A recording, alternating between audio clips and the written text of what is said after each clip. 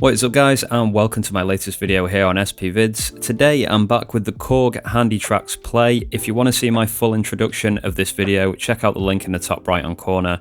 That goes through all the effects, everything this thing can do, and some of the good and some of the bad as well. Today I wanted to show you that I've started scratching and I'm trying to make a little bit of progress with that. So I wanted to show you where I'm up to and also ask you guys a few questions as well. So if there's any scratchers out there that are watching this video, I'd really appreciate any feedback that you've got for me at this stage. I am literally on sort of day one, day two, but picking up a few things pretty quick, which is good.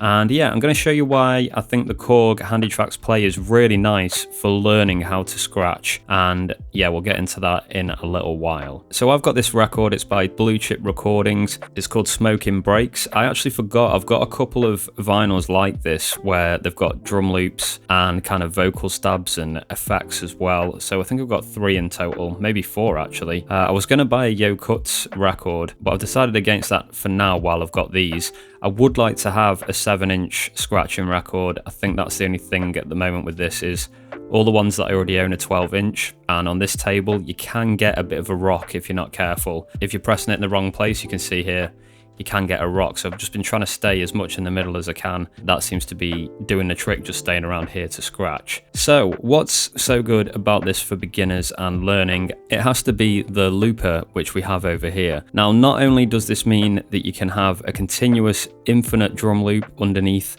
so you can practice for however the hell long you want, but it also means that you don't need another turntable to start learning how to scratch. Now, you can plug into this with an external device. You know, you could connect the SP, you could connect your phone. You can't actually use the looper on sounds coming in through that input, which is a bit of a shame. You can only loop stuff through the tone arm and off the record playing facility itself. But yeah, on a positive note, like I was saying, that means that I can whack a drum loop into the looper and then practice till my heart's content, really. So I'm going to get a drum loop from this record. I think it's this one.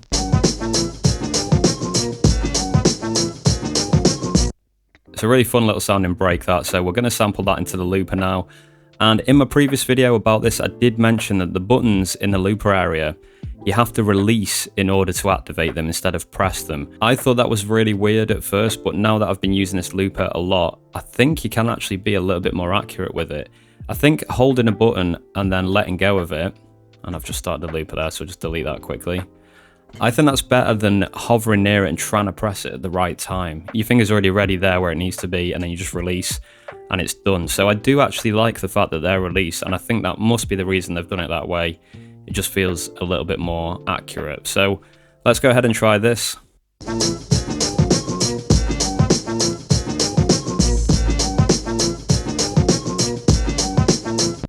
And it's probably going to be really inaccurate now, isn't it, now that I've said that. So let's see what that loop sounds like.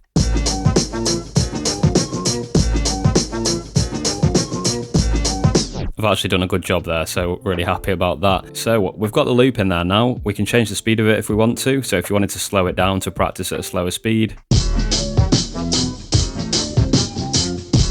you can go up to chipmunk style as well, kind of like Prodigy sounding.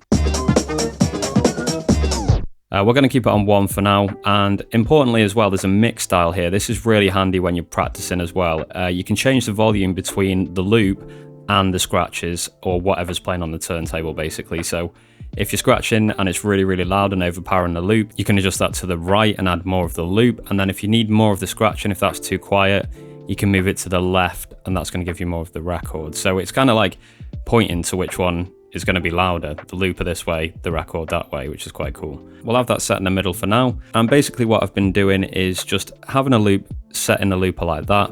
And then on this record, there's loads of little stabs and effects. I'll show you a couple here. They're towards the end of this side. Say turn it up! Come on. 10, come on! Things like that, little effects, little vocal sounds. So I'm going to find one of those with the needle and just start doing some scratching over the top. A few moments later.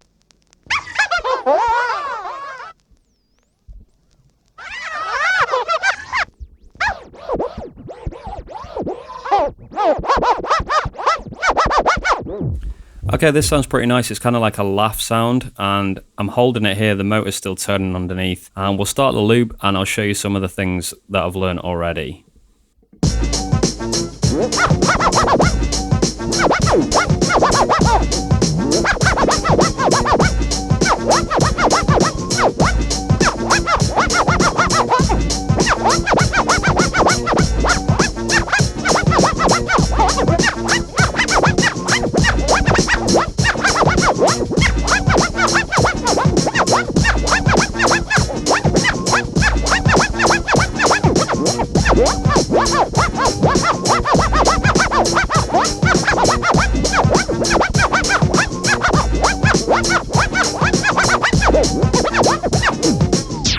Okay, so there we go. That's kind of like the basics of what I've been learning.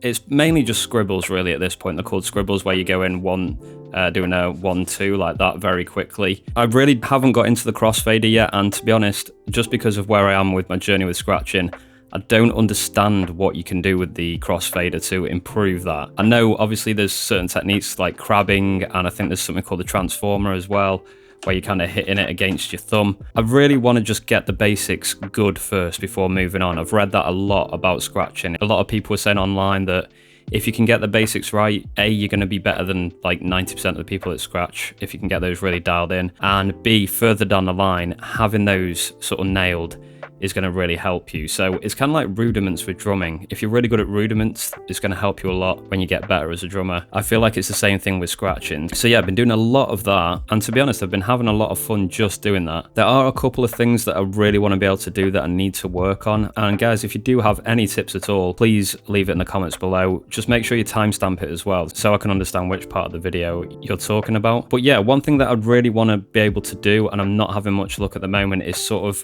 scratch on a vocal sample and then release the record and have it just play that vocal sample normally, and then be able to like pull back to it and do it again. So kind of like jamming on a vocal stab, but letting it do the vocal stab after you've done all the scratching on it. So I'll try and do a little demonstration. I'll try and find a vocal stab here. Come on. Turn it up. Come on. Come on. Turn it up. Okay, I think we've got one here. It's kind of like in between this blue chip. So we'll press the looper again, and I'll try and demonstrate what I mean, what I'm saying. I can't seem to get it so that the record can catch the motor again of the turntable and play the record normally. It always kind of seems to be a bit slower and then fade into the speed.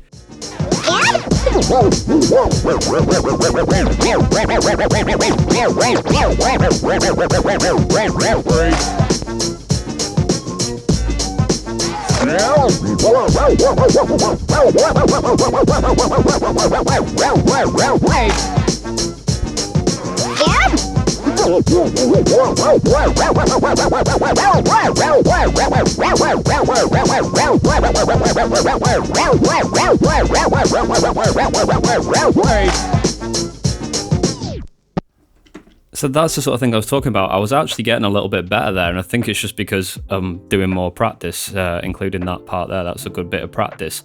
I want to be able to do that scratch and then let the record go and pull it back again and get the same place again. Now, obviously, like I say, I haven't even started introducing the crossfader yet, so I would be able to disguise when I'm rolling back by turning off the volume and then going back to it again. Obviously, that's a bit more advanced, and I'll pick that up. I will try a marker as well on the record. I think that could help me as well. So that's it for this one, really, guys. Maybe if you haven't scratched before, that was a good bit of inspiration. I did find it relatively straightforward to pick up those very basic movements. I think I'm lucky that I used to drum, so I've got relatively good timing. I've done a lot of beat making, so I have a good understanding of timing as well. I think those things have really helped me. But yeah, I'm really excited to get even better with this, learn a few more techniques. I'm going to keep plugging away at online tutorials and things like that, and we'll see how far we can get with this scratching. I am very keen still to get a 7-inch one. I think it would just be a lot easier on this small table. And I think those have got slightly deeper grooves as well, so it might make it a little bit easier. But yeah, I'll order one of those, and maybe we'll have another session when I've learned some more techniques. So thanks very much for watching. If you've got any more tips, like I say, please leave them in the comments below. That would be really appreciated. And I'll be back with another video very, very soon.